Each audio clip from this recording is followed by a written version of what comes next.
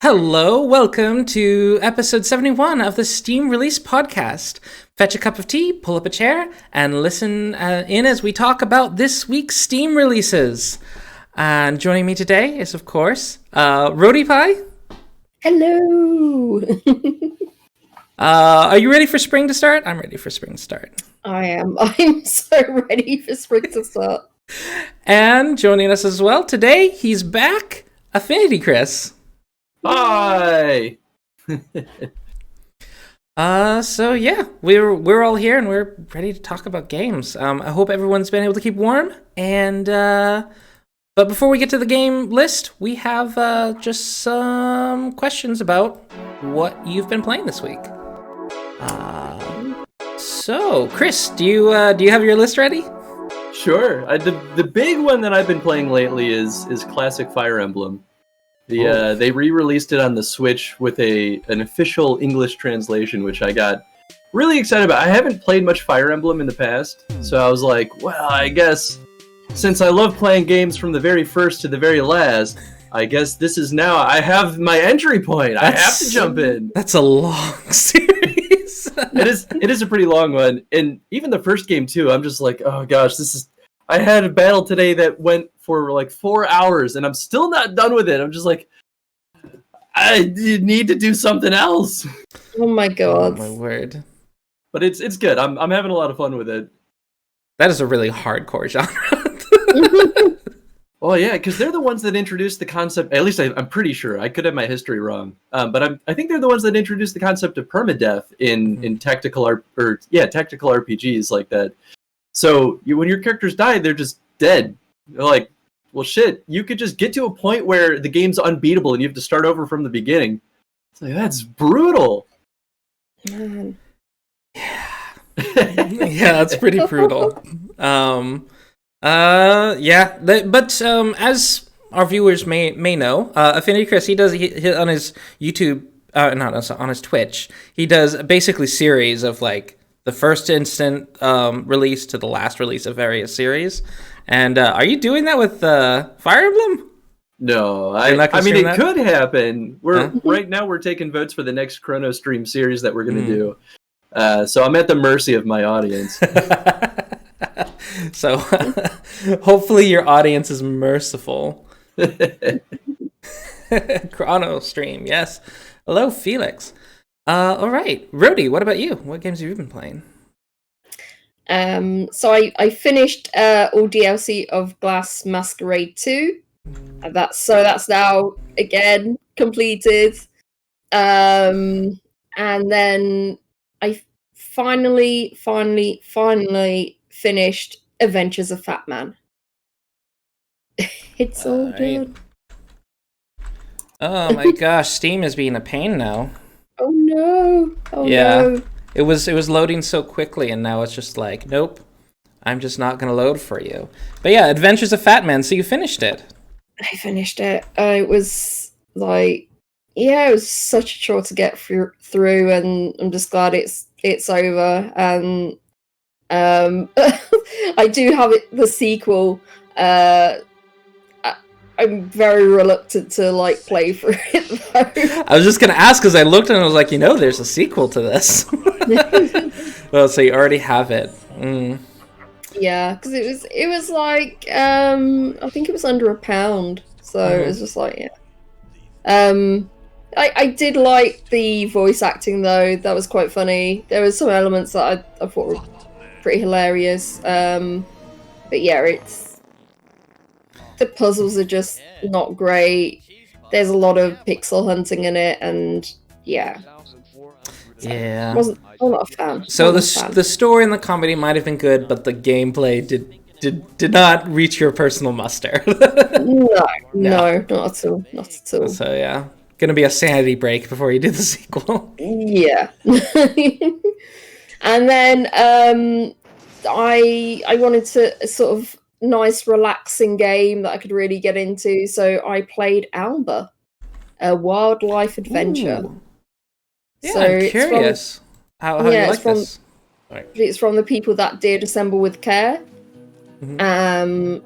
and the things that I was looking for was like this sort of like nice, relaxing time, nice music, nice setting, and it does kind of deliver on all of those. I don't think there's like there isn't like that nice, soothing voice acting that it had in the previous game, but that doesn't matter so much. It's still nice. It's still nice. I love the fact that you go around and your goal is to stop this hotel being built by doing like environmental things for the island, like clean up the wildlife park, so maybe it attracts people that are interested in wildlife and sort of like renew interest in the island. And you're also doing some bird watching, or animal watching, really. Any sort of animal that you come across, is like you've got your phone and you've got to take a close-up picture of it and see if you can cross-reference it with like almost like a Pokédex, really. And it says, oh, it's this. So it's been really great. Yeah, and I think I've got like 2 game days left on it before I hand in my petition to the mayor to say, yeah, we don't want this, like we don't want this ugly hotel on our island. So yeah. So it's almost like a sort of so it does have a little bit of that sort of Pokemon Snap feature to it. Yeah, then. Oh, yeah, completely. Cool. I know that's a genre that's been somewhat underserved, so I didn't realize that would be as big of a part of Alba. That's cool. All right. Anything else? No, that was my 3 games of the week. Well, I'm going to start off with the new game that I played this week. Well, new to me, and that is Balcony Simulator. This is. Well, it's one of those sort of, ever play Goat Simulator? It's sort of those joke simulator type games. I got this on Humble Bundle. It's just one of the non-DRM downloadable games in my library. So it's like, you know what? I have it. I should play it. And it has a lot of these little jokes, a lot of these little like random things. You can knock over different things. You get a bunch of weird achievements. It's very much in that sort of realm of simulator. It's fun. It's so quirky. And it's not very expensive. It's $4 on Steam right now. Personally, I would have never played this if I didn't get it for free on Humble Bundle. But for what it was, it made me smile. I don't think I wouldn't have bought it myself though. So, yeah. Even after knowing what the gameplay is like, I wouldn't have bought it for myself. But, yep, that is Balcony Simulator 2020.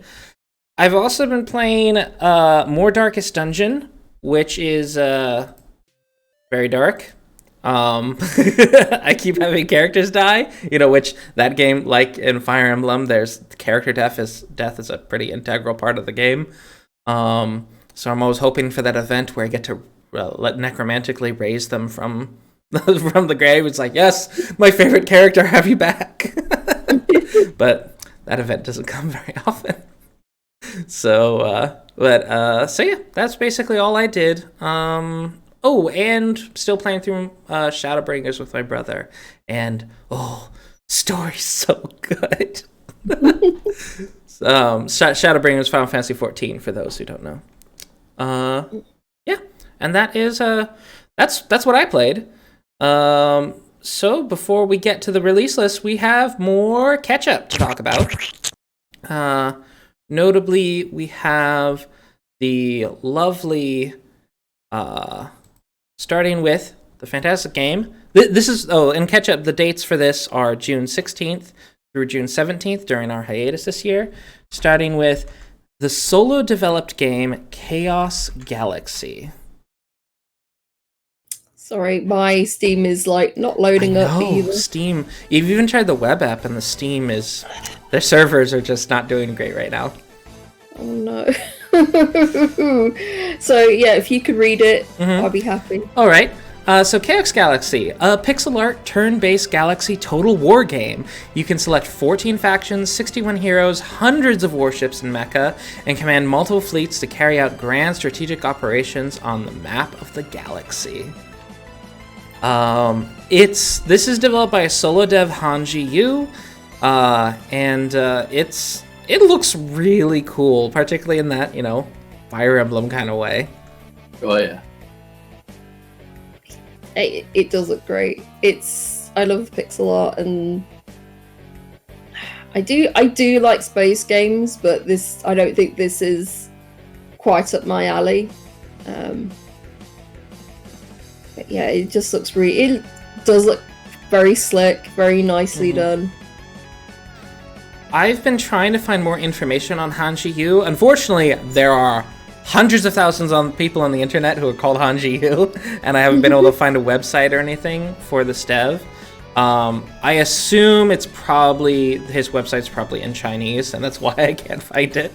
But it's just, I have to wonder, how many years did you work on this? Like, that's a lot of different. There seems to be quite a breadth to the game. Yeah, there's let's see. So, the Great Galactic Empire, which has ruled the galaxy for 1,000 years, collapsed under the sudden impact of aliens and fell into disputes and civil war. Many heroes, with their own purposes, set foot on the road of conquering the 3,000 worlds of the galaxy. In the background of this chaotic war, a greater crisis of galaxy destruction is about to come. That's... So this was probably, for me, just insanely impressive. And looking at some of the times on people who've played this game, I'm seeing 217 hours at the upper limit. So this is not a small game. That's crazy. Yeah. There's something that you would play, Chris. I'm super entranced by this. I mean, it's got very Wargroove vibes, like sci-fi Wargroove, or even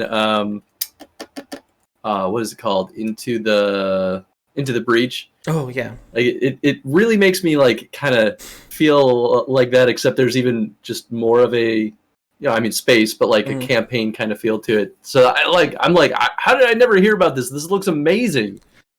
Yeah, I don't know. I feel like this would be the type of game that would normally show up at the front of the Steam featured page kind of thing, and I'm just like, what? I mean, some people have found it. It's got 121 reviews, but it's what? This looks really cool. I like the fact that you can do diplomatic actions as well. There's like a lot to choose from, so this is in so much depth, this game. And so you can get a bunch of different units, and in addition to that, you can build those units in different ways, like give them different passive and active skills. Oh my word, it's crazy. But yeah, as you said, it's 121 user reviews with 88% positive, and it's £11.39, so it's like fairly cheap. Yeah. I feel like this is a steal if it's going to give me like 150 plus hours. So it's on my wish list. I haven't beaten Wargroove yet because I'm terrible at strategy, but for some reason I'm just a sucker for these types of games because they look so pretty. They've got like all these cool systems going on that I want to figure out. Ultimately, I never really figure them out, but I play them for like 100 hours before I go like, you know what, I need to play something else. So, oh man, it looks so cool. But yeah, that is Chaos Galaxy. Our next title is Summer in Mara. It's loaded, yes. Take care of your own island and explore the ocean in this farming adventure. Summer in Mara mix farming, crafting, and exploring mechanic in a tropical archipelago with a colourful style and a strong narrative. So I was like, exploring mechanic? What? Okay. Oh, this is so nice. Has it loaded for you, Chris? It did, and now it's. I looked at the other games that the dev made, and now I can't go back. Oof. Oh, really? Oh, no. Yeah. Yeah, Chibig's done quite a few games. Yeah, Dayland. No, there's just Dayland. That's the only other game they've done. They are. I was looking on their Twitter, and they are in the middle of developing another game, though. I feel like I remember seeing this game in particular blowing up on Kickstarter, if I'm remembering right. I saw people talking about it like crazy for maybe a month or two, and then I just kind of stopped hearing about it altogether. But it looks, I mean, it looks like it's so charming. Yeah, this is, I think, was it a couple of weeks ago we saw like a farming game, 3D farming game that was very, very crunchy, and it was like we were talking about the difficulties of like those kind of farming games looking good, but this one looks fantastic.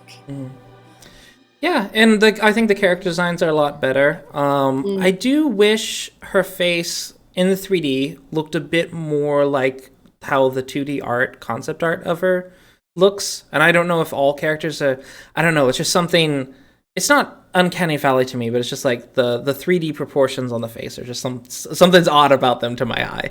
But the environments, and of course most of the time you're playing with her back facing you, so, and that looks fine. But the environments look great, the animals look great. Yeah, here it looks fine, but just like some of the head-on when it's like directly facing the camera, I was just, and one of the shots was like, ugh, don't like that. But in profile, it looks fine. I think it's the dead eyes. It's probably the dead eyes. Yeah. But this definitely picked up some traction. There's 650 user reviews at 76% positive, and it's £19.49. I'm just wondering how long it is. I wonder if it's Stardew Valley, like it's, you know, more of one of those games that keeps going on, or if it's there's like a definite cut-off point. It's like you are playing more through a story. It's more linear. Are farming sims in your kind of wheelhouse, Chris? I mean, I like almost every single kind of game.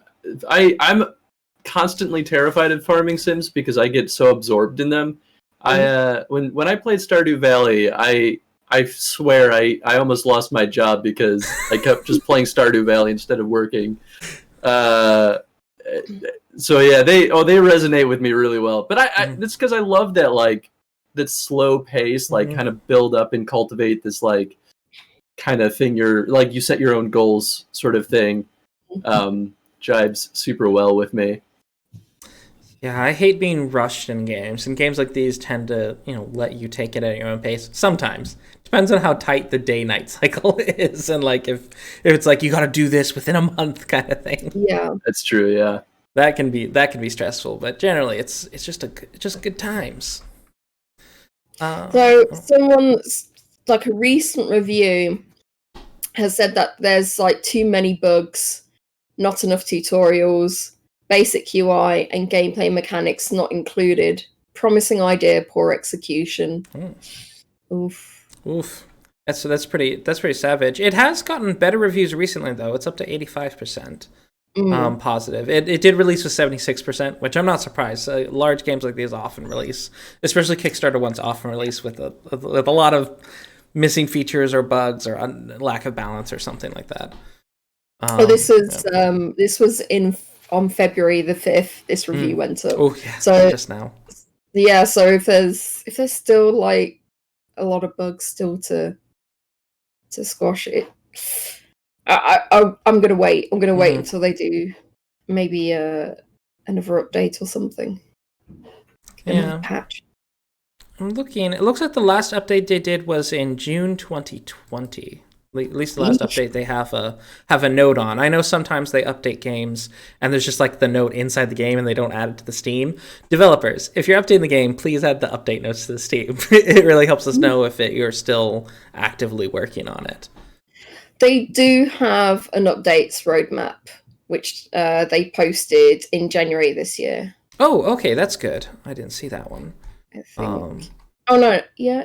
Wait, did they? Or they updated it this year, so. Okay.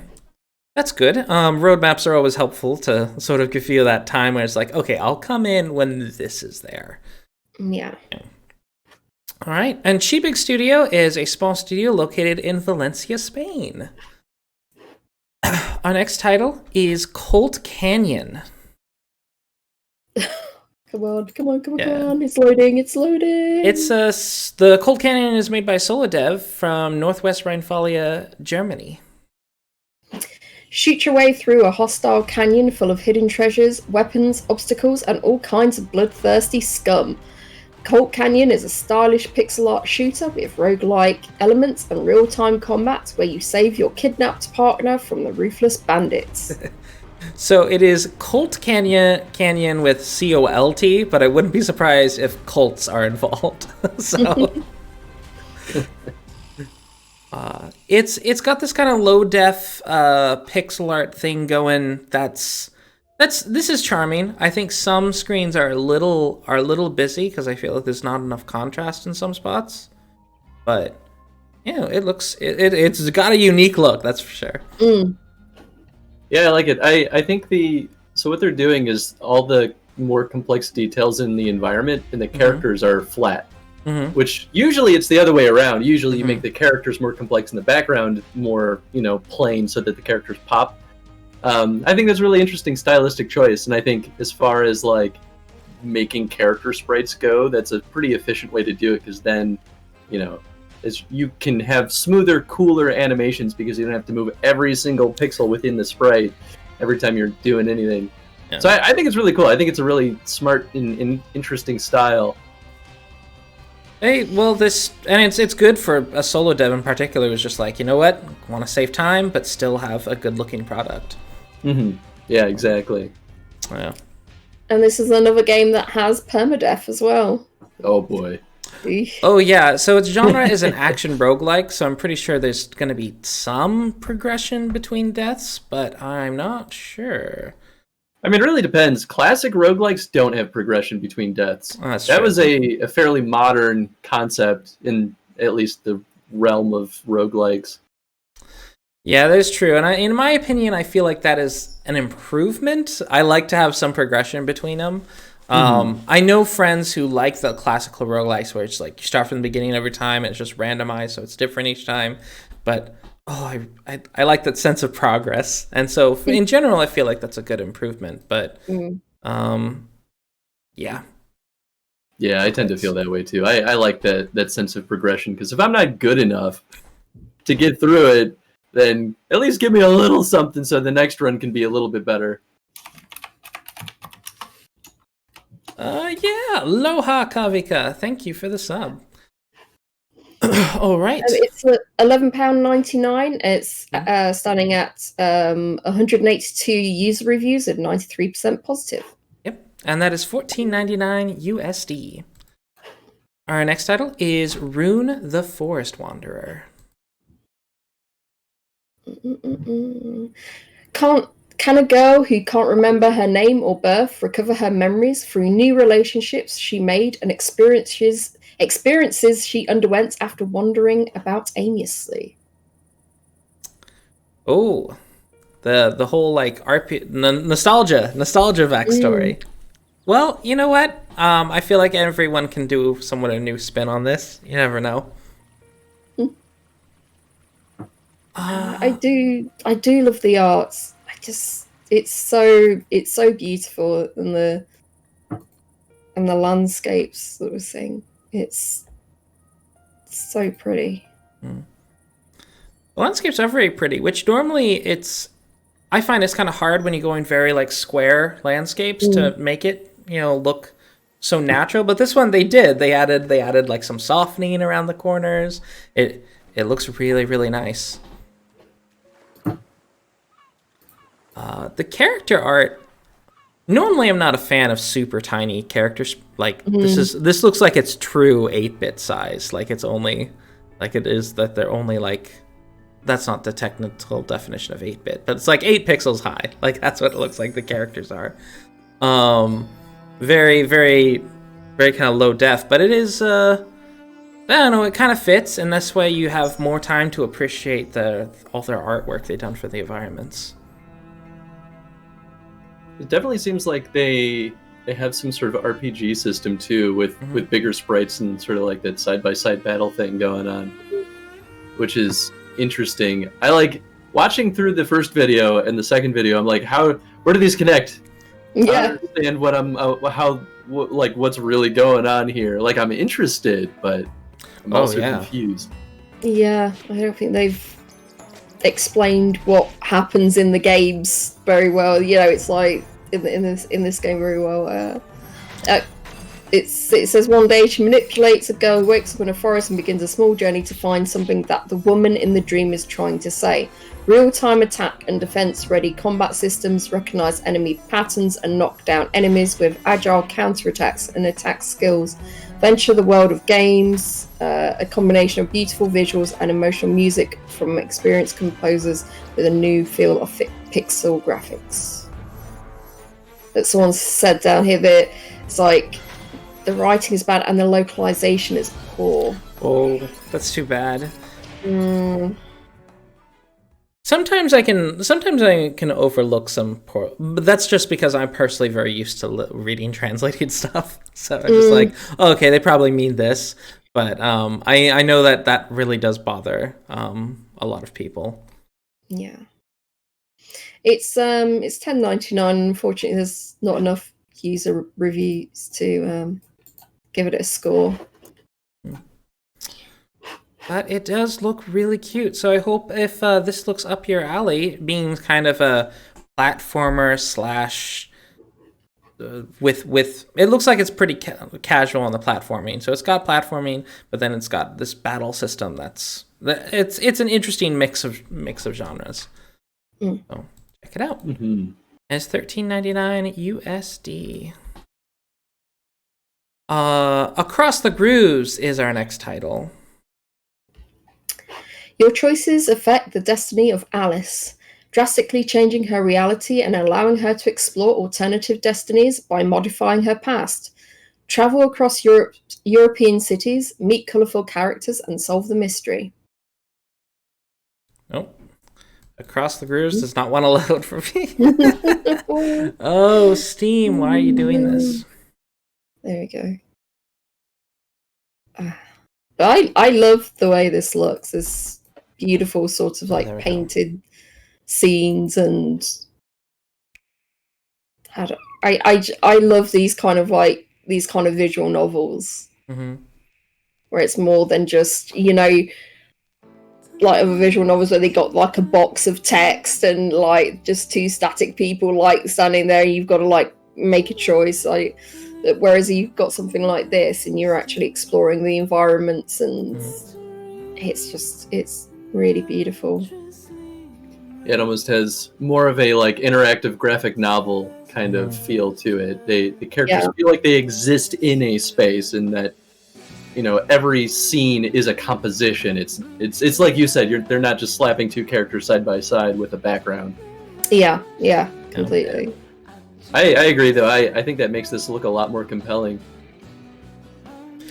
Yeah.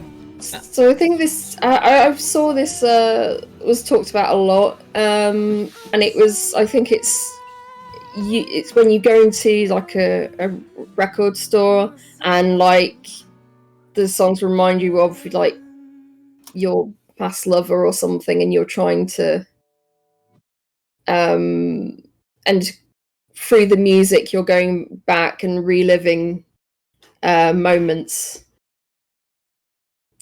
Yeah, and it caused like a butterfly thing, but then also like some of the characters are kind of aware from what I've read a bit. Some of the characters are also kind of aware that when you listen to this record, it is changing things. So it's got this kind of interesting sci-fi aspect to it as well.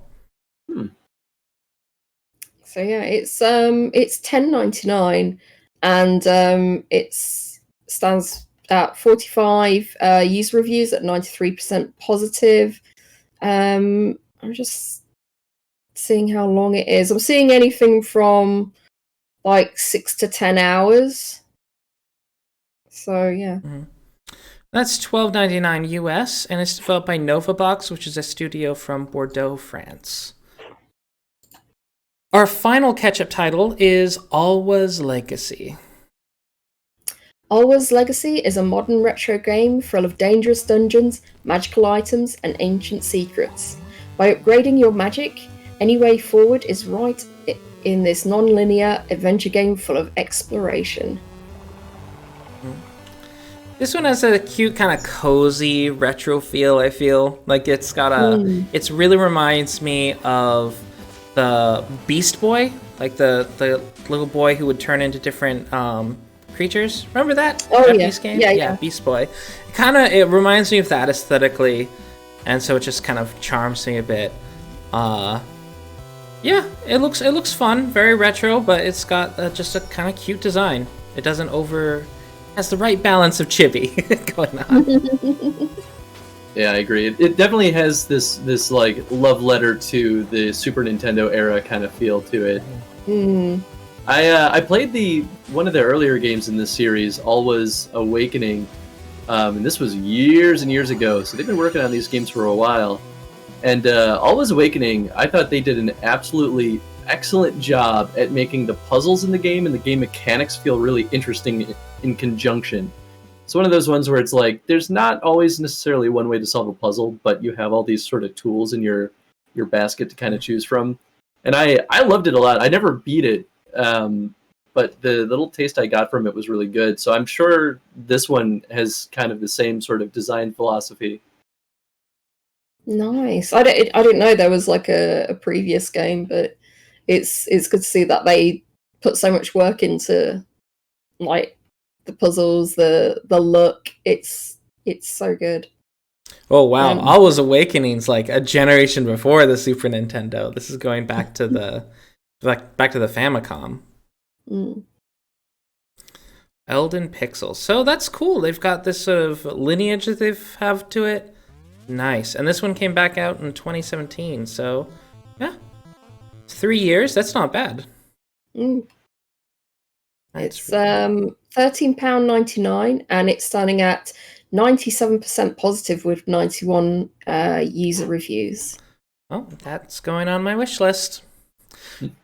So, we're up next is the meat potatoes of the show, our hidden gems of the week. So these are all this week's releases, starting, of course, on Sunday, February 14th. And first of all is going to be the game Dungeon Limbus. Explore the dungeon by growth of villages and weapons through the repeated deaths. This game is a game that combines turn-based roguelike and deck building. This game is a game. That's just like... Yeah, I love that. This game is a game. Writing these sorts of things are like my personal hell as like someone who's been trying to get a book published. This is the sort of stuff that just drives me insane. It's really difficult to do, but it's also really obvious when you don't write one. But in concept, this looks kind of so from what I understand, it's turn-based sort of in that when you move, the enemies move as well. So kind of like Curse of the Necrodancer. Except I don't think you actually have to do it on the rhythm for this. So it's definitely it definitely has a look that's not, super different from other games in the genre. But it fits in. This is not really my type of tactical game usually, but it's cool. I gotta say, I'm not a fan of the like town view. No, I was looking at that map and it was just like, I think it's real bad when you mix like full resolution art with pixel art. You choose one or the other, not both. Yeah, it would have probably been better to go with more pixel art, or even just have the town also be on a grid. Like there's no harm to that. Your dungeons already look like that, so Yeah. I will say though, I am excited at the idea of this being a deck builder roguelike. I feel like that's a concept that a couple of folks I've seen try, and it has had moderate success. But I feel like there's still a lot of untapped potential in that space.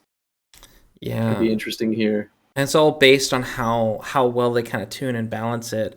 Another thing I'm sort of noticing, so the art for the game, the art for the town, and the art for the characters and the speech bubbles seem to have been made by 3 entirely different artists. I mean, it probably is the case. Probably it's is. a good way to divide the labor, but Mhm. you know, there's probably supposed to stay aligned in style. Yeah, there's not much of a uniform style here. Back when I worked at a game studio, the art director was like the scariest person because he's just like, you will draw it this way, the proportions between the eyes and the cheek will be this much. Like, it's like, yes sir. I mean, that's good. Sometimes they have to be the scariest person in the studio, otherwise artists could just go crazy. Yeah, you gotta, artists are like, I feel like naturally kind of more free spirited. It's like, oh, I just want to go like this. And it's like, no, limits. You're doing this. These are your parameters. You're going to stick to those parameters. So, yeah. It's £11.39, and it's starting out mostly positive at 70% with 10 user reviews. Yep. And it's $14.99 USD. Developed by Gameln, which I believe is a Korean studio, but I've not been able to find much additional information on them. Our next game for Sunday is Half Past Fate, Romantic Distancing. I wonder when this game was developed. Finding true love is hard enough when it's in person. Build a relationship through the screen as a couple copes with lockdown life by staying connected online. Will their love be loud and clear, or will their signals fade away? So this is, a dating sim, but an isometric dating sim. I've seen a couple of these done, which, can be kind of interesting. And the very pertinent storyline. I do think this was being developed before the whole COVID lockdown such, but I think they might have gotten a bit of inspiration. Yeah, because they have like a whole thing with like dating sims. The last one they did was Half Past Fate, which came out last year in March. So yeah, they have a whole thing about dating sims. And I think they've got, is it them, or is it the publisher that's got another kind of dating sim out? Sony Forge, let me see. Yeah, they've got Date Night Bowling as well, so that's coming out this year as well. So a lot of dating sims are very much just, they're just visual novels with some extra trappings maybe, but it is kind of neat to have a bit more of an interactive game world for sort of these sort of romantic games. I really like this. I do like that it's a bit more than just a visual novel, just like the usual kind of dating sims. Because I have played some dating sims. Obviously, I play a lot of visual novels as well, and it's just when you have something like this where you can explore the environment and which is just these two people's homes by the looks of it. It's still like a nice little thing to throw in. It almost has kind of, to me, a feel of like if Stardew Valley was only about dating and romance, then it would be something like this where, it's more full featured in that one aspect. But it's got that same kind of like world exploration sort of feel and character interactions, and even the dialogue like pop-ups kind of feel very similar to me. And I think that's a good thing. Yeah. I'm going to put this on my wish list. It's only £4.79. It's pretty good. Although I think it does clock in at under an hour. I'm seeing a lot. Yeah, it's under an hour. It's $5.99 USD. So this, if it's only under an hour, it might have been just developed in the engine as Half Past Fate just in the last year. Then, so it might have a lot of pertinent references. And there's only 7 user reviews, so we don't have the.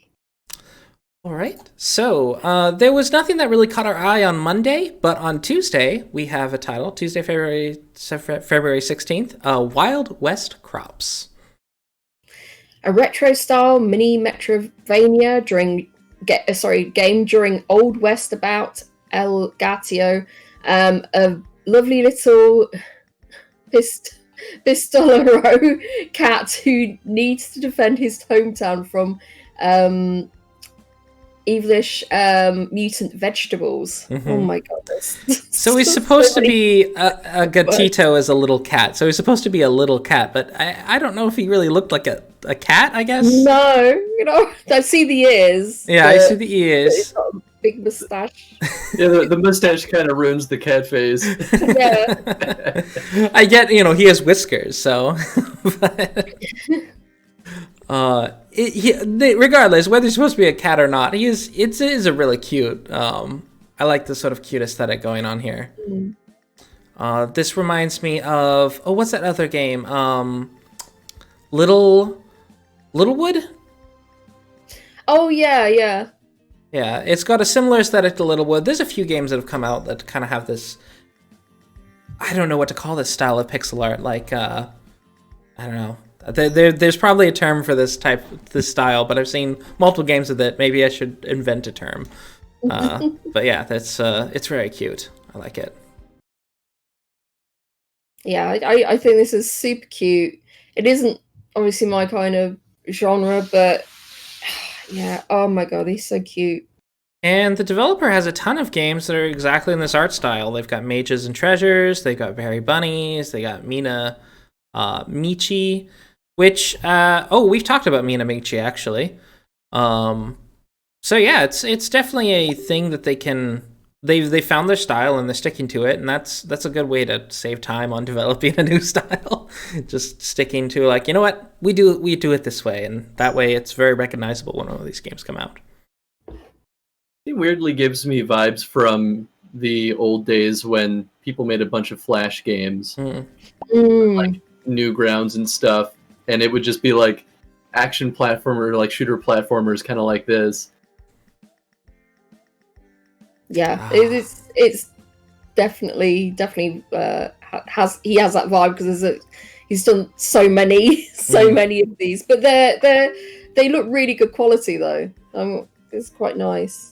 And it's a nice price of 20% off at £3.19.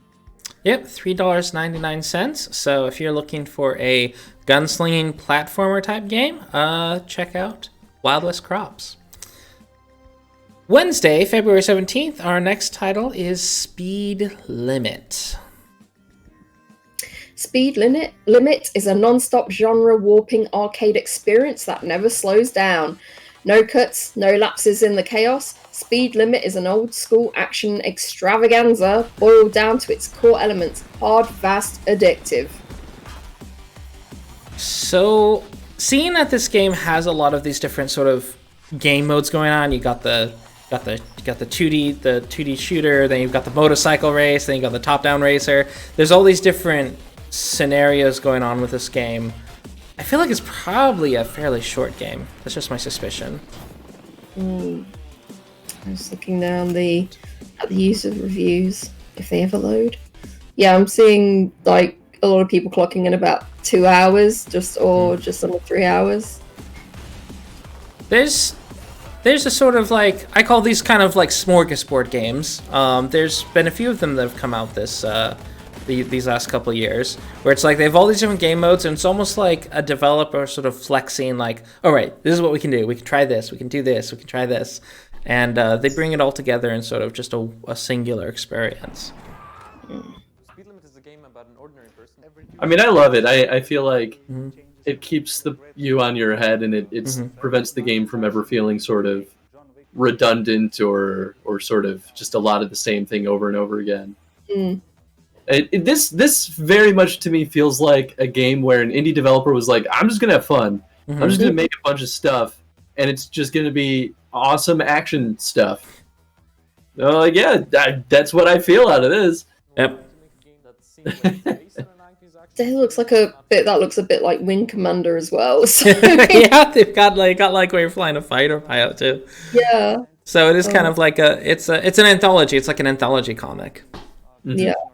It looks a lot of fun. Mhm. And there's it's standing at positive right now with 93%. 93% positive with 33 user reviews, and it's £7.99. And if you don't, another nice thing about these ones is if you don't like one of the genres that's in the game, don't worry, it's gonna end soon. You're gonna be going on to another part of the game pretty quickly. Yeah, it looks fun. And it's $9.99 USD. Oh, and this is by GameChuck Retro, which is a studio in Zagreb, Croatia. They also did. This is GameChuck. Okay, good. They also did Vape Escape, which I think we talked about, and All You Can Eat. Okie doke. So, the difficult to spell Nebuchadnezzar is up next. Nebuchadnezzar is a classic isometric city builder game inviting players to experience the mysterious history and culture of ancient Mesopotamia.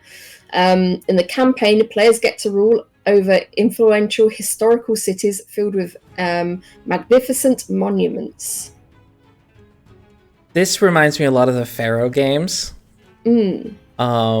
It definitely has that thing. I just wonder if the gods are angry at you every 5 minutes. But it's so pretty. I love how it just captures the essence of those older games, because those older like Pharaoh games still look good today.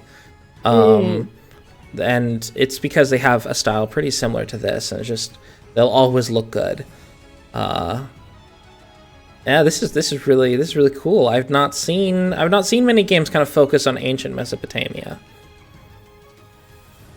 And I do kind of wish it was just a little bit more vibrant though, the color scheme, because like looking at it, it's like very brown. Yeah, very brown, and so it's just brown and green. Yeah, I feel like it's a slippery slope though. If you add even a little bit of color with a game like this, suddenly it could be like way too much. Yeah, it can be quickly become a kaleidoscope. Yeah, that's the thing. I don't. Obviously, it's a difficult balance, but it's like, it's just so brown.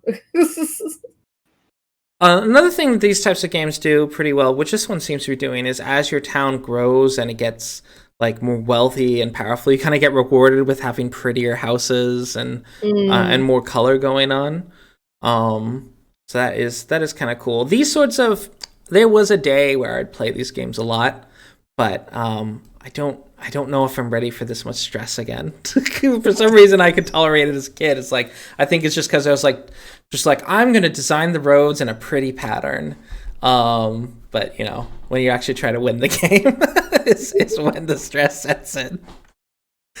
But yeah, this is by Nepos Games, which is a small studio from Prague, Czechia. They're clearly embracing the heritage of the genre. Yeah. It's £15.99, and it's standing at 75% positive with 265 user reviews. That's not bad. $19.99 USD. Great. Coming up, Shattered. Tale of the Forgotten King.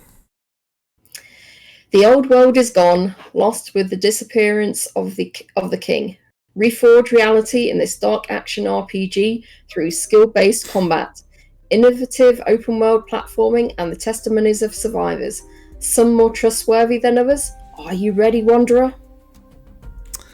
I'm pleased to see that the review score on this has increased for the recent reviews. When I first saw this, the recent reviews were closer to like 60% positive.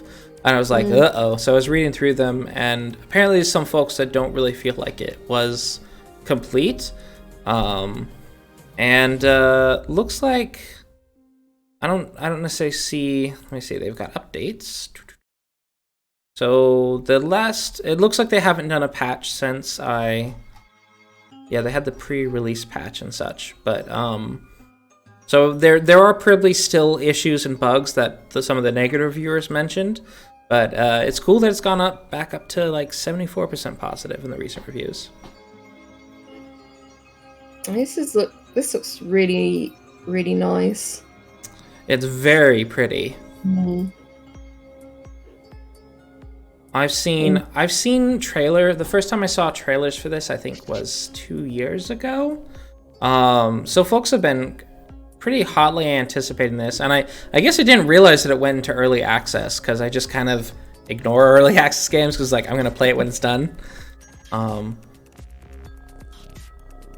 yeah, it's got kind of a Souls-like combat system, though it's much more casual than Souls-like. That's another complaint I see.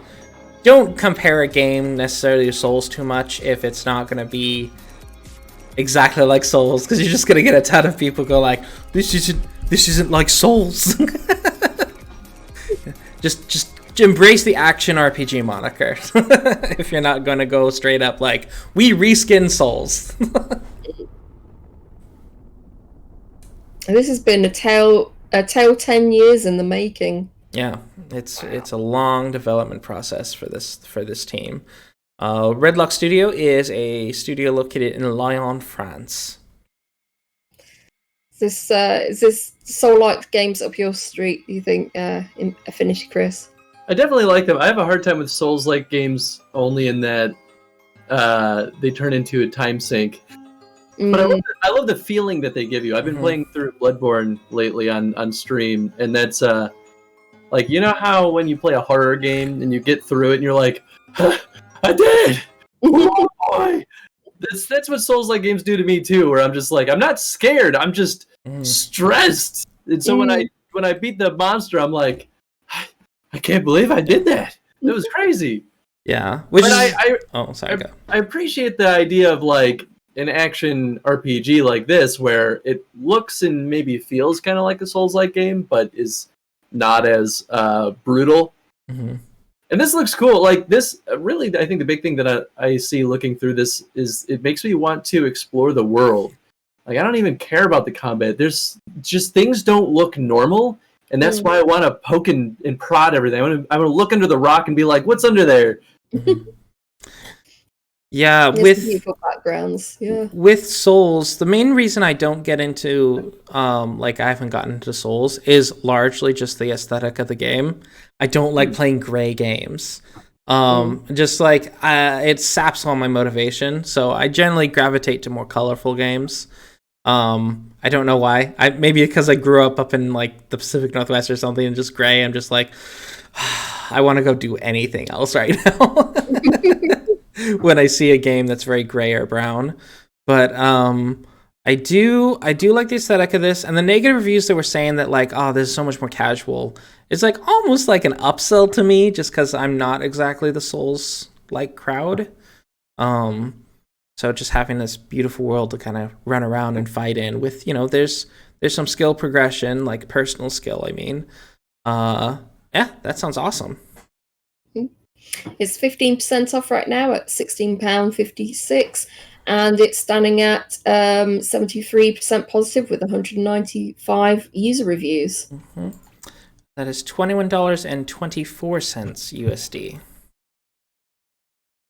Okay, our final Wednesday title is Viola, the Heroine's Melody.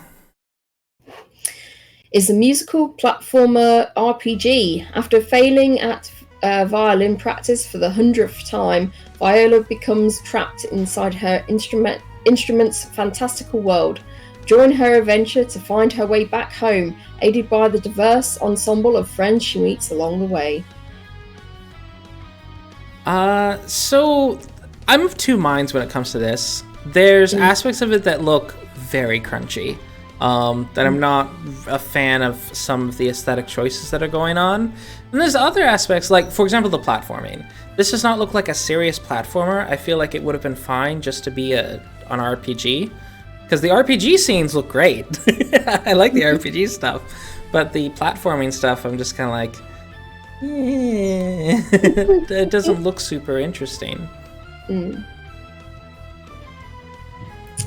Yeah, it's a little crunchy, but I do like the musical aspects of it. I quite like that idea. I just wish other bits were executed better. Yeah. There's a lot of RPGs that kind of add this active timing events in the combat, and that can be fun too. And I think it's cool if they have some of that here. So yeah, I feel like it's got a really neat RPG aspect to it. I feel like... Sorry. I was just gonna say, the RPG stuff is really the only thing that I see that I'm like, yeah, this looks fun, and then I look at the rest and I'm like, not sure how I feel about it. I think a lot of it is just some of the backgrounds in the platform areas don't seem as inspired as like the backgrounds when it's, you know, you're in the combat. So I'm just not sure. I'm just not sure about that. But it is developed by, I believe, a solo dev, Jelle van Doom. I'm sorry, I don't know how to pronounce Dutch names, but Jelle van Doom. Yeah. So this developer has anything made by a solo dev is an accomplishment. So yeah, it's £11.99. I'm just wondering how long it is. It's like 4 hours, 3 to 4 hours or something. And I've seen a few with a bit longer as well. Yep. It's $14.99 USD. But there's 28 user reviews and it's standing at 100% positive. Oh, really? So the folks who have picked it up really like it. Mm. So yeah, my main issues is just the aesthetics and like the platforming doesn't seem super interesting. But the RPG stuff, if you're playing it for the RPG stuff, that looks really neat. Okay. Thursday, February 18th, Lemon Cake. Restore an abandoned bakery and prepare pastries from farm to table. Grow fresh ingredients in the greenhouse, cook pastries and sweets in the kitchen, and serve your baked goods to hungry customers in your own shop. This is, of course, from a perennial dev on this podcast, Eloise LaRoche. She's made quite a few other games, including like a bunny daycare game. There's a cat cafe game, which this one also has some cat cafe elements in it too. But this one seems to have a gardening, cooking, and so it's kind of combining a few game modes that she's made before. The thing I don't like about this is like it's got that time management aspect where, like in those kind of mobile games, you got to serve the customers as quickly as possible. Mm-hmm. If this has been more like I think more of a relaxing kind of game, I think I would have probably snatched it up, because that's it. The time management aspect reminds me too much of like those terrible like restaurant management games, which are That's pretty fair. I feel like that's probably just a like personal preference thing, because this to me feels like the casual single player version of something like Overcooked. Mm-hmm. Where I'm like, I love Overcooked. I will die on that hill any day because that game is an absolute delight. Yeah. But this I think this looks kind of fun. That's very different genre, though, isn't it? I'd say I think so, because I mean I love Overcooked. It's like there's a very like you're playing as a team and you've got to try and get like the food out and everything, whereas this is like yeah. This is more management in sim in that sense, and you're absolutely right. Yeah, but yeah, it's cute. It's so cute. And I'm just like, no, but I just want a relaxing experience. Yeah, I have to say it's neat seeing the progression of Eloise too, because though she has a particular style that's been developed from her first game on Steam, I feel like each time we see a new one, the lighting's a bit better, the textures are done a bit better. It always feels touched up, and that's something I like to see in devs we see again and again on the podcast. Is that like I've seen an evolution in their art, so I like seeing that. Yeah, no, it's so she has definitely improved. Yeah. Okay. Next up, Mutropolis. It's it's 15% off right now at £9.68, and it's standing at 92% positive with 92 user reviews. $12.74 USD. Mutropolis is our next game. Sorry. Metropolis is a lovely sci-fi adventure set on the abandoned planet Earth. Plays Henry Dijon, hero, nerd, detective in search of a legendary lost city. Uncover weird ancient artifacts, and please don't get obliterated by an ageless evil. You've been warned. The aesthetic is kind of cool. It's got that sort of children's book look. Yeah, I played this at Adventure X a couple of years ago, but it was like only one of the scenes. Mm-hmm. So it was like just before like one of the major events that were happening in the game, and it was one of those games where I was a bit stuck on the puzzle. But it was like, because it was like a crowded place and everything, it's like I need to go away and I need to play this in a quiet, dark room so I can figure out what this puzzle, how to get past this puzzle. But everything, like the artwork and everything, was like really nice, and the characters were super interesting. So yeah, I was impressed by this. Mm. Yeah, and the color palette just feels really warm and inviting. And it's fully voiced as well, so that's really great. It's pretty nice. So would you describe it as a classical point and click then, the gameplay? Yeah, pretty much, yeah. It was there's inventory management, and you got to find items to get past certain puzzles and stuff. So yeah, it's definitely classic. Right, yeah, and it's developed by Pirita Studio, which is a small company from Madrid, Spain. And it's £16.49, and it's standing at 93% positive with 15 user reviews.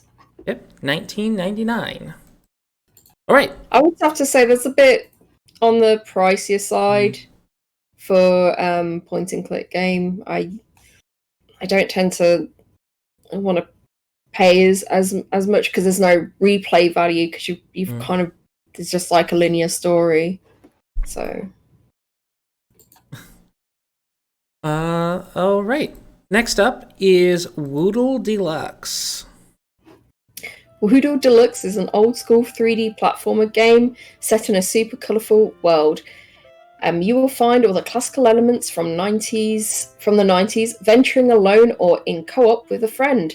Travel across the Woodle lands in a total of 8 wonderful worlds and save everyone, bringing back peace and balance. So, interesting thing about this game, we have had Woodle games on the podcast before, and those previous 2 games have been removed from Steam. Yes, so there are quite a few. I think if you have it in your library, you can still download it. But those previous games had various camera issues and certain like level bugs and such. And this game has fixed those. There are 2 new worlds, and then the 6 worlds from the previous other games have been like fully redone. So interesting. Yep. So it's basically just it's basically a development where the developer Chubby Pixel just want to go through and fix all the issues that were with it. So interesting tactic, I suppose. Nice. Yeah, it's sort of like the master collection of it. I played Woodle Tree way back when that one first came out, and my only issue with it really was that some of the level design felt a little uninspired. It needed a little bit more of a tuned focus because it was just very open. And I was like, well, with a adventure platformer, you don't really like. I want to be lured in a direction, not necessarily just allowed to run freely wherever I want to. Mm-hmm. So it would seem fun, but it was kind of lukewarm for me. So I'm curious to see if this version of the game sort of fine-tuned some of that stuff. Yeah, I'm curious about that. It's I hope so. I hope it's really kind of become something that the previous titles couldn't be. I don't know. So yeah, I hope they were able to do that. If it's just kind of just trying to do it the right way this time, I appreciate that from an artist's perspective. It's like, you know what? I want it to be what I envisioned. So, yep. So that's Woodle Deluxe, which is it's $3.89 USD. Yeah, it's 35% off right now at £3.11, and it's currently 7 user reviews, so there's no score yet. Now I have a question. Does red make you go faster? Well, I suppose someone's going to tell us in Warhammer 40k Dakka Squadron. Well, I've got one thing and one thing only to say, and that's...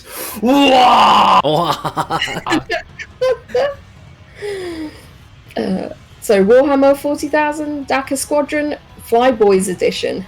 Blazing Orc aerial combat wage across 41st millennial battlefield. Dakka Squadron is a fast-paced aerial shooter where you are an Orc flyboy taking to the skies to do what Orcs do best, fight. Oh man. But so yeah, I've heard, so you mentioned that this was going to be coming from Androids to PC, and it's here now. So that's awesome. Oh, it's here and it's out there. I'm very happy to see that people seem to be enjoying it, and the one thing I think that's made me the happiest is that folks seem to feel we embraced and embodied the Warhammer orc culture very well, and that's I think a great compliment to our design team. There was a streamer that I was watching play this one, and I think he said it perfectly. And he was like, it's not a crazy game that's not gonna like blow everything out of the water. It's a good arcade shooter game. Don't expect it to be anything else. I'm like, thank you, you get it. Like this is an arcade game basically. But the one thing I'll say too is it's very different from the mobile game. Like obviously that one came out first, but all of the missions were totally changed, and like I think a lot of the narrative stayed the same. But the way that you go through the game is totally different. I think it's a pretty major upgrade. Well, yeah, you gotta change certain things because it's a different platform, and so there's different ways to benefit from that. So that's good to hear that it's more than just kind of a direct port. Like we'll just map the controls. So that's good to hear. Yeah, we started working on the PC version of the game way back, even before the Android version released. So this has been, it was definitely not like all right, now this is done, so let's just push everything over there. It was more like, no, we're kind of working on these side by side and trying to get the mobile one out first, and then kind of see how people reacted that and use that to kind of make the PC version even better. And obviously update the Android and iPhone one too, but we wanted this one to be the best. Was it mildly intimidating doing like working in someone else's IP? Honestly, no. I thought it was great. I really enjoyed working with Games Workshop too. I thought they were one of the best partners I've ever had the experience working with. I won't talk about the partners I've had bad experiences with. Not good business there. Yeah. No. But no, it was really great, and they had a great cohesive vision of what we were and were not allowed to do, and our director of design was also on that same exact page. So it felt like a really good space to work in. There were no big surprises as we were working through it. We show something in Games Workshop, and they're like, "This is amazing," or "You can't do that," and we'd be like, "Awesome." Yeah, honesty. Make sure that mistakes don't happen. So, honesty, Right, and directness, exactly. so that's good. That's awesome.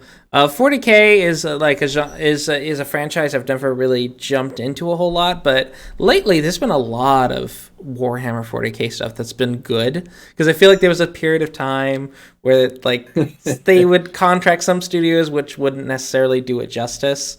And lately, I've been seeing a lot of 40K games, and they've been getting fantastically reviewed. I'm like, ooh, maybe it's now I should jump in on this franchise. Yeah, I think games like Vermintide kind of showed that you could probably make a really good modern Warhammer game that people get really passionate about. Because, there a lot of the previous titles were usually tactical strategy games. There were a couple that were there was the I think I have it somewhere. There was that Space Marine Xbox 360 game. That was an action game too, and that one was pretty darn fun. But there weren't a lot that really blew things out of the water. And then Vermintide came out, and I think Games Workshop was like, "Oh, maybe we can make some really cool stuff. All right, let's talk to more developers." My brother's addicted to the Total War games, the Warhammer Total War games. Those are fantastic as well, man. But yeah, Dakka Squadron. It's been a while since I played just kind of a fighter, like a fighter arcade game, and this one looks fun, what to say. And there is a free demo, folks. So there's no risk. Just check it out, and if you like it, maybe buy it. And it is $17.99 USD. Yeah, 10% off right now at £13.94, and it stands at 83% positive with 61 user reviews. Ready, and developed by, of course, our affinity Chris's studio, Phosphor Games, which is located in Chicago, Illinois. Woo. Minit Fun Racer by 4 devs, Jwap, Julio Calio Zerstorer, Hukio, and Dom. So, Kitty, Hukio, and Dom. Yeah, I don't know how to pronounce all these names. Buckle up! Minit Fun Racer is a peculiar little racing game with 100% of developer and devolver's proceedings going directly to charity forever. Yep. The devs of this made a previous game, Minit, Minit, which just is a very different game from this. That one's not a racing game, but it's cool that they just kind of like, you know what, let's make another game and just have this one be for charity. So that's cool. I think the philosophy stays the same between the two games, though. That looks like there's that kind of timer that's ticking down. So this game's probably all about, all right, how do I do things more and more efficiently every single time just so that I can sort of unlock enough to get to the finish line. So in that way, it's sort of like a quick roguelike almost. Yeah, I mean, kind of. I like maybe a puzzle roguelike in that sense. And coins give you extra time, so you got to grab the coins. Yeah. Oh, that makes sense. Nice. Yep. And there are 4 devs, located in various countries: Netherlands, Helsinki, Finland, and Berlin, Germany, who developed this. And it's the same 4 devs that worked on the original Minit. So there are 3 different price points you can get this game at, depending on how much you want to give to charity. Ooh. So you can either pay £2.09, £7.19, or £15.49. I didn't know Steam even had this sort of system built into it. Either. But yeah, it's $2.99 USD, $9.99 USD, or $19.99. And it's standing at 100% positive with 42 users. I'll definitely be picking this one up. I almost jumped out of my seat when I saw this because I love Minit so much. So anything this team puts together, I'll probably lose my marbles for. I don't know. More Minit. What's to complain about? Oh, yeah. Yep. So far, their team still only has these 2 games out. Hopefully, they have another project in the works. A lot of them work at other studios, too. So I think this crew just kind of gets together and make a game or 2, and then they kind of go back to their day jobs. All right. Okay. Okay, final game for Thursday, February 18th is Buddy Simulator. Thanks to next-generation AI technology, Buddy Simulator 1984 simulates the experience of hanging out with a best buddy. Your buddy learns from you, constantly adapting to your interests and personality, but most importantly, your buddy can play games with you. I think it's like one of those sort of gets more sinister as you play along. Oh, like Pony Island, maybe? Yeah. Secret horror game. Yeah. It's got spooky vibes for sure. Mm. It sort of reminds me of those of this concept of like as AI gets better and better, like even with MMOs, there may never be an empty MMO ever again because you're playing with people who seem to interact with you like they're real people, but they're actually all computers. It's just like, oh, that's terrifying. I like those kind of games. Like there's something underlying going on, so it's interesting. It's like, have you ever felt lonely? Like you wanted someone to talk to, a best friend perhaps? Well, look no further. Thanks to next gen AI technology made in the new and Anacom OS, Buddy Simulator 1984 simulates the experience of hanging out with a best buddy. Your best buddy learns from you, constantly adapting to your interests and personality. Say your favourite colour is green, of course your best friend will remember. Do you like video games? So does your buddy. Your best buddy can play games with you, thanks to the latest and greatest graphical software. Our top video game scientists have created a way for a computer to talk to you and become someone you can really trust. I feel like you're going to end up like having to go into the game files to finish this game. Yeah. Just a suspicion. It's going to drop an executable in a random folder and you're going to go hunt it down. Oh my word. Yep. So yeah, this looks fantastic. This is like a genre of just like creepypasta games that I know some folks are going to be jumping on. And it's $8.99 US, which isn't bad.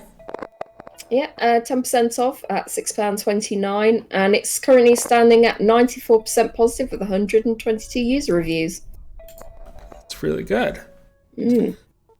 Actually, I'm wondering. So, Nada Sailor Studios is the developer, and they are also located in Chicago, Illinois. So, this is their first game. Okay, so maybe at the next, like, when finally we can have, like, video game conferences again, maybe the next one that happens in Chicago, you might run into them. Yeah, that'd be cool. I should look into that. Okie doke. Friday, February 19th, Voyage.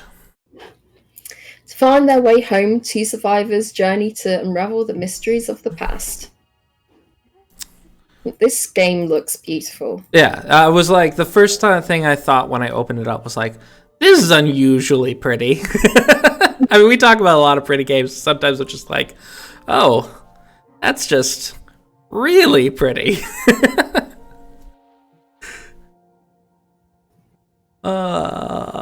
I love the contrast going on. Sorry.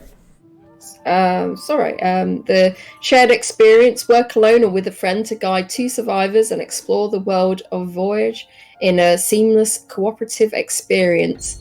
Hand-painted, lose yourself in Voyage's sprawling hand-painted environment. Wordless narrative, seek answers in a mysterious wordless journey. Non-violent, with an emphasis on exploration over violence. Voyage can be enjoyed by anyone. Accessible controls, customized input methods such as keyboard, gamepad, mouse, and touch. Immersive soundscape, music and sound by Callum Bowen, composer for Snipper Clips, Picanicu. Oh, Picanicu? Oh, okay. Yeah. So it's like Journey then, basically, this non-violent kind of exploration kind of game. Yeah, it's described as a walking simulator, but there clearly are some puzzle aspects to this. but it's a feast for the eyes. That's what that's what they're going for. It is a feast for the eyes, which is the right thing to do if you're going to be in the more just kind of an experience. Yeah. Like, it's not just about the gameplay. It's about the experience. So you need to do like good music, good visuals, and that's what they've done. Do you play a lot of walking sims, or did you play Journey, Chris? I did play Journey. I don't play nearly as many walking sims as I probably should, because I do like them. I love the artistic journey or the experience that a lot of these types of games tend to offer. And the feast for your eyes, I think, is a great way to describe a lot of things like this. And I love that stuff. Yeah. This is super pretty, and it's gorgeous, and I am really curious about the story that's unfolding as well, and it's like split screen co-op as well, so that's like interesting if you want to play with somebody else. Yeah. With walking sims, it used to be that a lot of folks use this as almost derogatory, but I feel like it's a proper genre, especially now that it's like there's been so many examples of how to excellently do a walking simulator, or just kind of an experience as opposed to being strictly definition a game. And it's cool to see more of these coming out.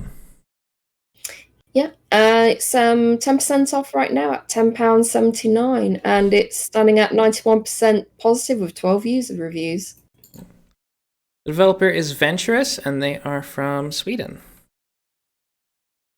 Our final game of the week is Survival Vacancy.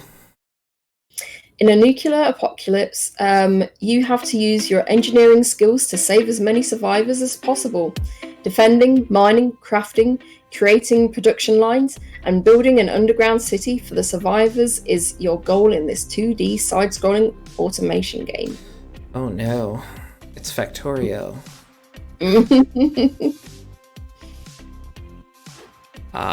Yeah, I feel like these sorts of games need to have like a caution for like folks with OSD adjacent issues. It's like, oh my word, I can organize things. It's dangerous, man. I don't know. I'm not the biggest fan of the artwork. It just makes it all look really busy and everything. Yeah, games like Factorio do it right, where it's like a bit more minimalist. It's not necessarily, Factorio is not really pretty, but it's just kind of more, it's easy on the eyes even when you have a bunch of stuff going on. Yeah. So, whereas this one, the heavy line art, it maybe works for like for when I first saw this game, I thought it would be like a Spelunky kind of. That's what my first thought was. And that's not what this is. This is an automation game, and this kind of artwork is a little too busy, I think. Yeah. It seems interesting to me too. It almost, mind, I've never played Factorio or the other game I'm about to describe, but it sort of feels like somewhere in between Factorio and like something like RimWorld, where it's like a colony survival thing, but also very much like a programming, like automation type of system. Which I think is a really good idea to merge those two. But yeah, because I don't really play either of those, I don't really know if it would work. Yeah, I'm not sure. It's it looks satisfying, like if you can get everything working the way it should. Yeah, it does. And the thing is, where the environment art is really busy, I feel like the menus do a decent job of being like clear and concise. But yeah, and the menus and the UI look fine, if a little bit like in that kind of awkward 2000s kind of look. Yeah, I can see that. Yeah, like 2000s PC game kind of look, which I mean, a Roller Coaster Tycoon's great. So yeah, it looks neat. It is $15.99 USD. And it has a 70% positive with 47 reviews. Yeah, it's 20% off at £12.39. Yeah, and this is one of those games that you really want to kind of know what you're getting into before you jump in. The developer is Factory Engineer. The developer also did a previous game called Factory Engineer, which has 103 reviews at 42% positive, so mixed. So clearly they've come back to the development table and have made a game that's a bit more appreciated. So that's cool. It's rough when you release a game and it gets a less than positive score, and it's cool that this developer came back and like, haha, we're up to 70% now. So yeah, it's very hard to bounce back from something like that because people just don't want to try it if you have a negative sort of grouping, even if you fixed all the problems. So it's really, at that point, it seems like it's a matter of convincing the people that put the negative reviews in there to update it and to check out the changes. And if you can't do that, then your ship is sunk. Yeah, the only games I have in my wish list that have like sub 50% positive are games that are in a genre that I just know, even if it's not like an excellent example of that genre, I'm going to enjoy it because I like that genre so much.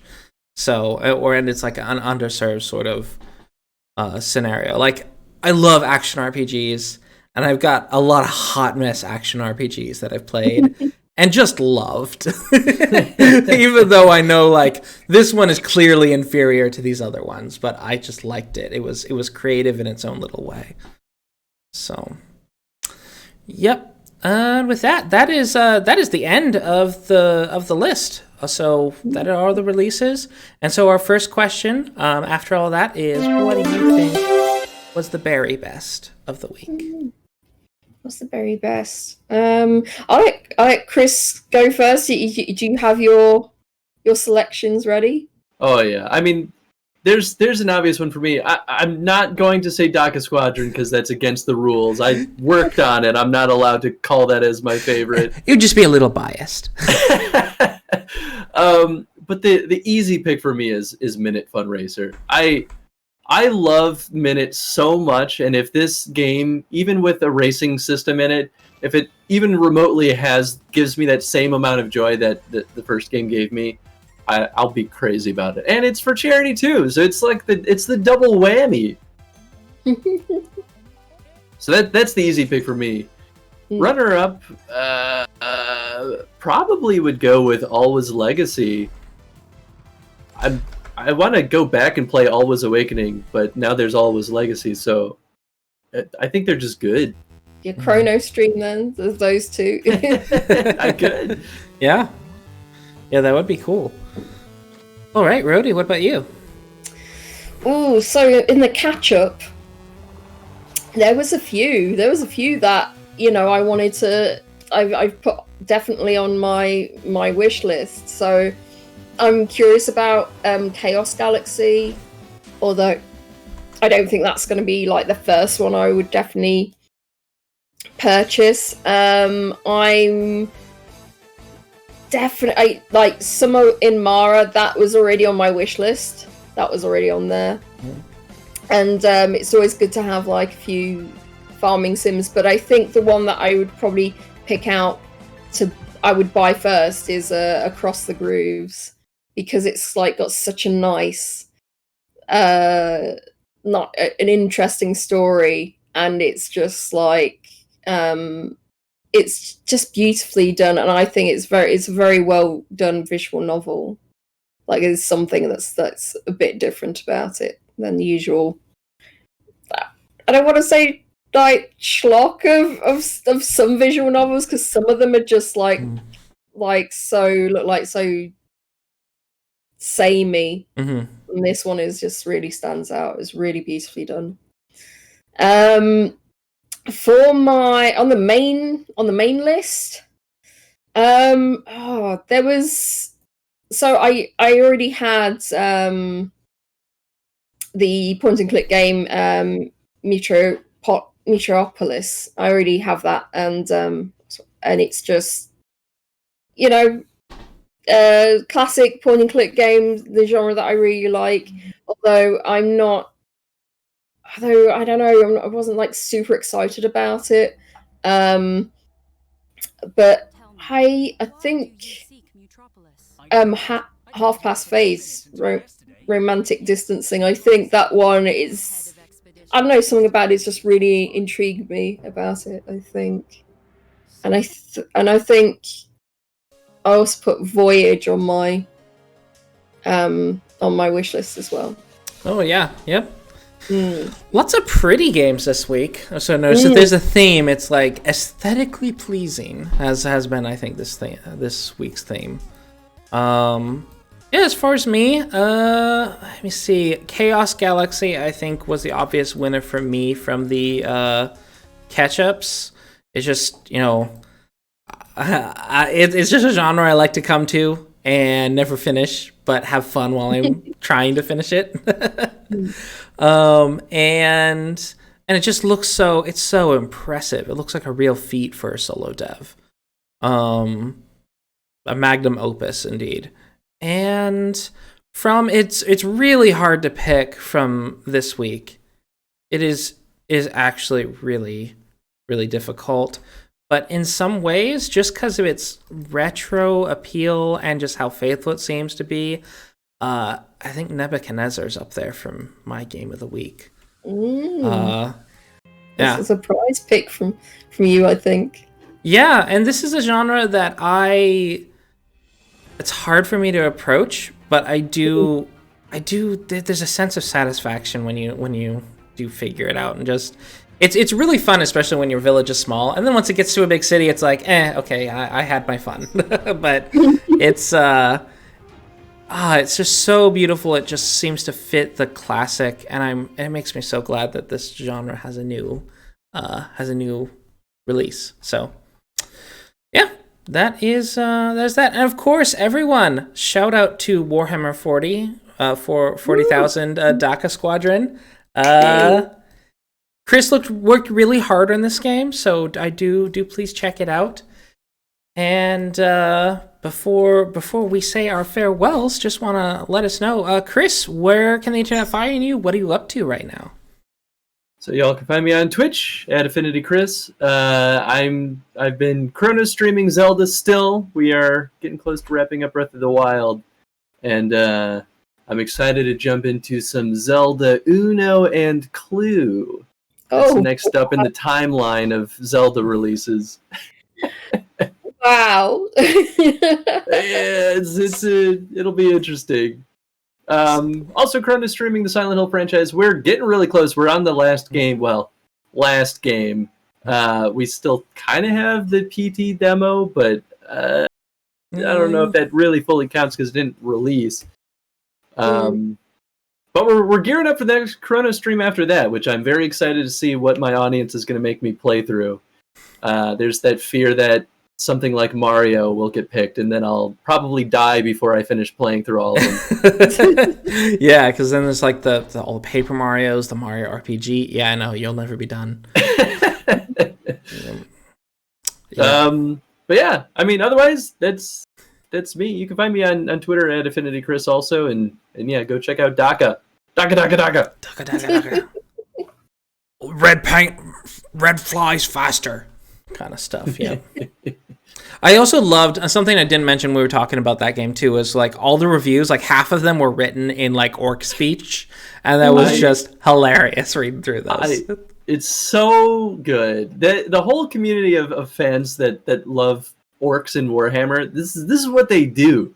I've been watching people stream Warhammer 40k Dakka Squadron, and the entire chat is just people shouting in all caps in orc speak, and I'm just like, you guys are perfect. All right, ready. How about you? Oh god. So hopefully I will stream sometime. You can find me at twitch.tv/ReadyPie. Right, awesome. And of course, you can check out our Steam curator, which is located here in chat. That is our curator page where we post our impressions and Yeah, and you can follow us there and maybe find a ton of games that you haven't seen the podcast for, and you can see what we thought about them. So, with that, I'm Dewey Bear, your host. I'll be back next week, and we'll make sure to have some more games to talk about. So, love you all. Please remember to like and subscribe, and farewell, YouTube. Take care. Bye.